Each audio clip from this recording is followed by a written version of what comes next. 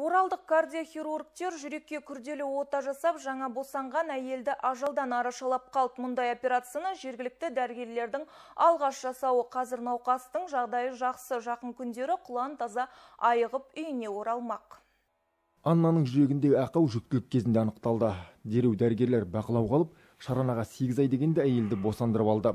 Алайда осы аралықта ауруы асқынып, жүректегі аорта тамырының жыртығы 7 сантиметрге дейін ұлғайып кеткен. Сондықтан жедел ота жасауға тура келді.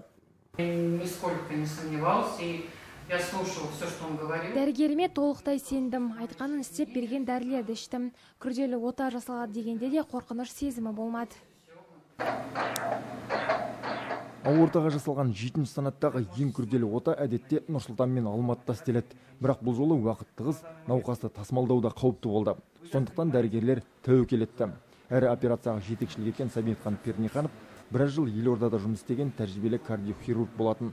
Батыс Қазақстанда бұрын соңды жасалған, ол кезде Астанадан келіп, санавиация көмегімен келіп, кардиобригада шақырып жасалған, осыдан 5-6 жыл бұрын. Қазір енді осы өңірде өзіміз сол тәжірибелеріміздің арқасында осындай күрделі операция жасап жүрміз. 5 сағатқа созылған операция сәтті аяқталды. Қазір науқас оңалып, сауығып келеді. Жақын күндері Анна босанғалы көрмеген сәбиін құшағына алмақ. Маленькая.